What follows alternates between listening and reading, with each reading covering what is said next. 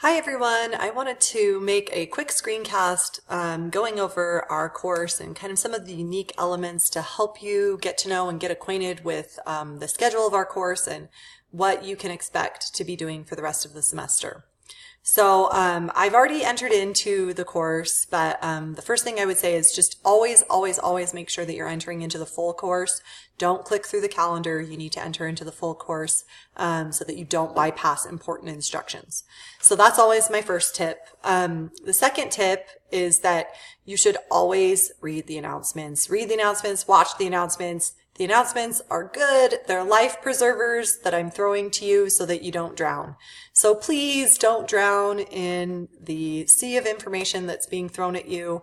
I would say kind of the number one thing that I hear from students when they're confused is that they don't know where to find things or they didn't understand a particular tip or item, and a lot of times those elements have been addressed in announcements. Yeah, just don't skip those. They're there for your benefit. So first thing, enter into the main course. Second thing, read the announcements, and then move on and start familiarizing yourself with the content in the course. So Psych 350, it's a great course. I'm super excited for you guys to learn this information and get to participate in this course. There are a few unique things specific to this online format that have been set up, and I want to try and go through those things with you really quickly to just orient you a little bit. So the first thing here is going to be under the welcome. And it has to do with with the due dates in this class and kind of the weekly pattern that's there. Okay. So first things first, this was unique for me. And so I don't know if it's unique for all of you, but I want to go over it just in case it is.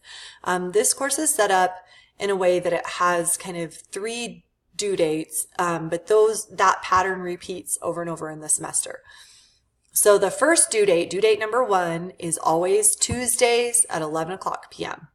Due date number 2 is always Thursday at 11 o'clock p.m. And due date number 3 is always Saturday at 11 o'clock p.m. Now this is, of course, Mountain Time, because this is all set in Rexburg, Idaho. So if you live somewhere else, you're going to need to make sure that you are setting up your time zones correctly and that you're able to kind of adjust that to your own particular place. But just know that's always going to be the pattern. And this page explains kind of how to set up those time zones if you need to change that for being in a different location.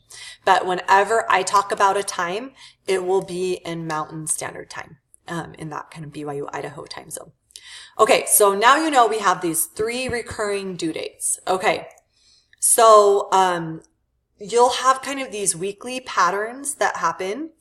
And notice that these patterns happen from lessons 2 through 13. So lesson 1 and lesson 14 are kind of different. Lesson 1, because we're kind of figuring everything out in the course and there's just some different things than are typical. And lesson 14, because that's just the end of the class in your final exam. But every other week follows a really similar, if not identical, pattern. So for due date 1, you'll always need to have read your chapters. Then you'll need to complete a Learn Smart activity, which is kind of a group of activities that are set up through the book, but you will access them through this course. But just know that it's an activity you'll need to complete by that first due date. And then every single week, you will need to find a unique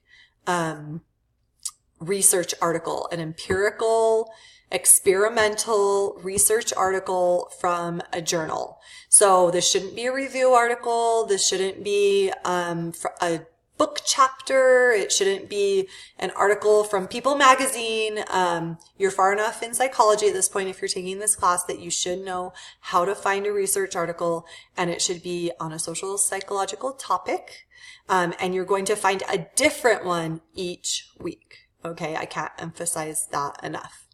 Okay, so you're going to want to start looking for that by the first due date. Okay, then by due date 2, you need to have completed the chapter quiz, read the article and make notes, And that means you kind of need to be going through the article at that point and have it. And then by due date 3, you're going to be working in small groups, and you will need to have at some point during that week gathered in that group. That doesn't mean that you have to gather on that due date. It just means by that due date, you have to have gathered in your small group. Okay. So that basically gives you the whole week.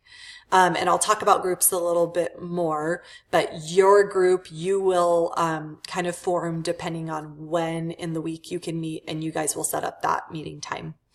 And in that group, you're going to discuss your articles and kind of help each other with them. And again, we'll talk about that more later.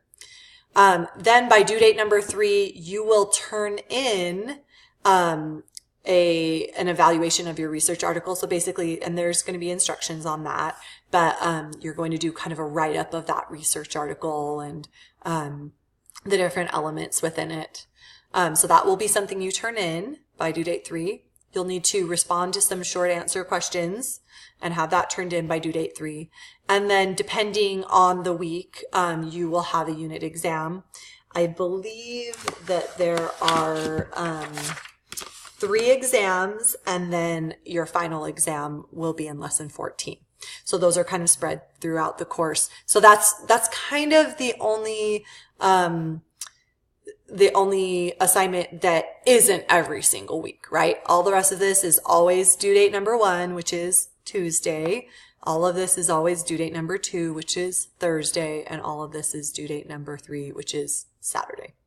And then the exams rotate depending on the week. Okay, so now you can go through the rest of this page and you can read a little bit more about each of those assignments. But of course, each of those assignments is also, you'll find them in the content, and they will be better explained as those assignments come up. But that kind of gives you a basic understanding of kind of the overall structure of the class. Okay. So there are a couple of other things that I want to talk to you about that are kind of unique to our course. So the next thing I want to talk to you about is that with the exams, the course lead who created the course really had this cool idea that he wanted to make sure that the exams were proctored. So what you're going to do is that you will need to install the Proctorio plugin for Chrome. This requires that you have a webcam. You have to have a webcam and use this plugin when you take your exams. If that's something that you absolutely cannot do, or that you can't do, then you need to drop the course, because this is a requirement in the course. You cannot take the course unless you're able to have these proctored exams. So now in lesson 2, you're going to be asked to do a practice proctored exam.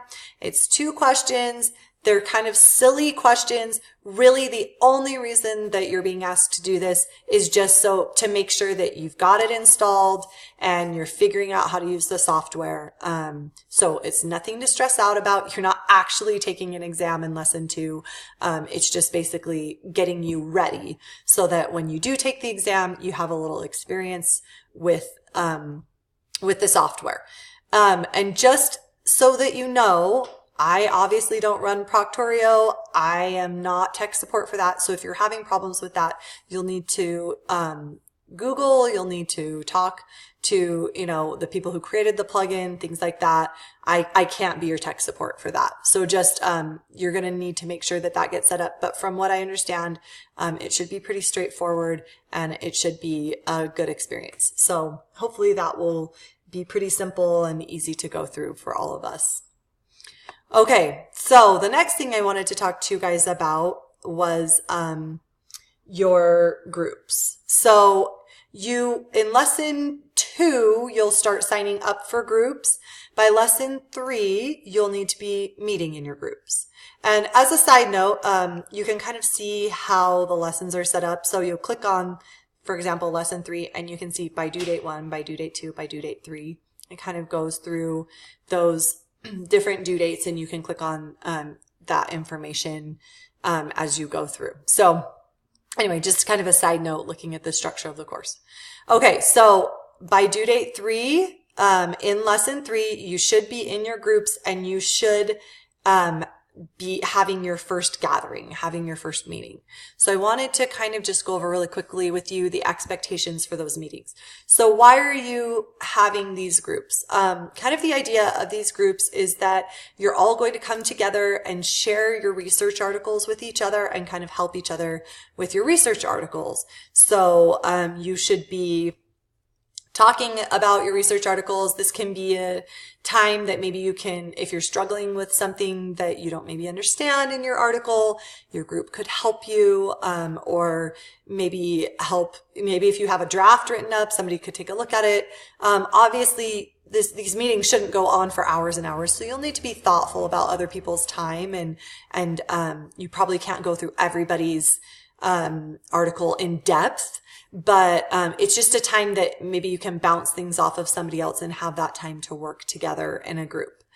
So the requirements for these group meetings are that they should take place in Zoom. They need to be recorded. Your group needs to kind of establish a lead person who will set up these groups meetings, and that lead person could and probably should rotate so that different people are taking on the load of being the group leader each time. But that person will need to begin the meeting, invite other people, and record the meeting. And then when you're done recording, they will need to post that link to the meeting right here. And then I can give credit to the people who attended and give you all credit for that. Now, we understand sometimes somebody might miss a meeting. That's understandable. So you can still find the meeting and watch the recording and participate. But this should not be happening on a regular basis, and you will not get full credit when you miss a meeting. And if it's happening a lot, then that's really problematic. If you cannot work with a group in this way this semester, if you can't make group meetings, then you should also drop the course. This is a requirement for everyone and should be something that everyone is doing. So it's kind of a deal breaker if it's not something that you feel like you can participate in. So anyway, I hope that this kind of starts you off kind of understanding some of the basic information of the course. As you go through and look at the content, hopefully that gives you an idea.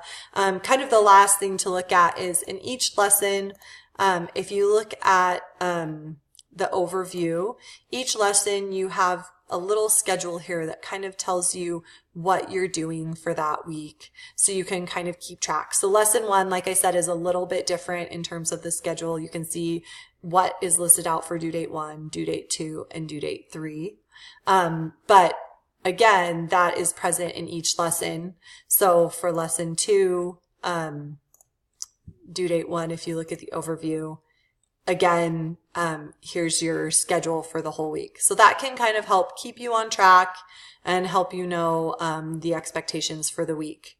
So hopefully that has been helpful going over the course and helping you to kind of understand the format and get an overall picture of the expectations for this course. I'm really excited to get to know all of you and to get started soon. Thanks, guys.